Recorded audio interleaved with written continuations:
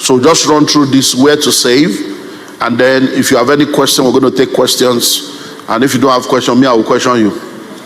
So say that you ask question, or I will question. So where to save? Many times as I travel around the world and I host events, one of the major questions that a lot of people ask is about investments. So they ask question about where will you advise us to invest in? Where is the best place to invest in? It's a question that many people ask, and my answer is always the same. The best place to invest in is to invest in yourself. To do what?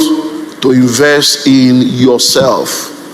And when it comes to investing in yourself, there are 5 levels to that. That's not my message, but I just need to lay that. So there are 5 levels to that, and the number 1 is invest in your personal development.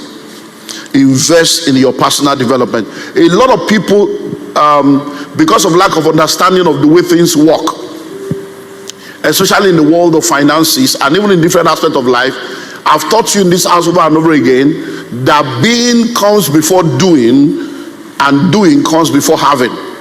So most of the time, a lot of people are concerned and interested in what they must do. What can I do to be saved? What can I do to prosper? What can I do to be healed? And when you study the way things work in this kingdom, it's not about what you need to do, it's about who you need to become. Do you get that now? So when people are asking what must I do, you are focusing on action instead of who you transformation. So when you are asking what should I invest in, the reason why you are asking that question is because you don't know. Why don't you know? And the person you are asking is because you believe the person knows. How did the person know? So instead of you asking what should I invest in, you should be more interested in becoming the person you are asking, so that you won't need to ask that question. Because who will that person you are asking go and ask? So number 1 place to invest in is to invest in yourself. And in investing in yourself, there are 5 levels, but the number 1 level is investing in your personal development. And that is why when we have series like this, it's not a series that you just listen to and believe that you have heard everything that was said. It's a series that you listen to, and then you download it, go online, and continue to watch until it becomes part of you. Because we are talking about developing what? A savings culture. Until it becomes a culture, something that when they wake you up, you just know what to do. Hello? So, where to save? Number 1,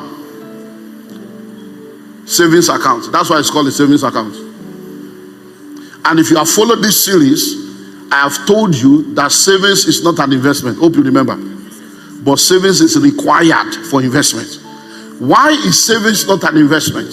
Savings is setting money aside for a purpose. Investment is sending money on assignment for a return. So when you are saving, that's not an investment. Why? Because the return that you are going to get from your savings is lower than the rate of inflation. Hello? So I don't know some of these economic theories, but let me see how I can break it down. Inflation means what your money could buy before, it can no more buy. That's the simplest way. So if before bread was 300, but now it's 500, that means so now you get inflation.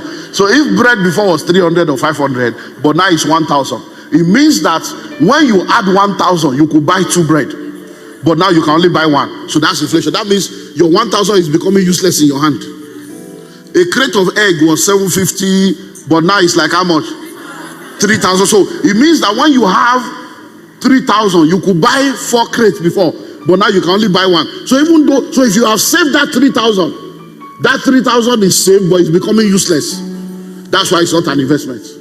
It's saved because by the time you come back, you will now have 3,003 naira or 3,060 kobo. Something has climbed on top. but the rate of inflation is greater than that. Do you understand? So you will still need to save. So that is the first thing, save.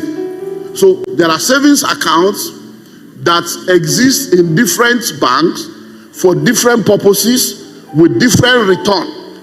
So you can have, there's what we call retirement savings account, there's what you call educational savings account, there's what we call project savings account. So different banks have different savings accounts and they have different rates of returns that they put on those accounts. Because your normal savings account is the one that you save money any day you want, you can go and collect it. But there are savings accounts that the bank will put together and say, as long as you don't touch this money, we will give you a higher return, because they know that they can use your money to do business. And they know that you're not coming to collect it for a long period of time. Do you get that now? So number one is savings account. But there are different kinds of savings account.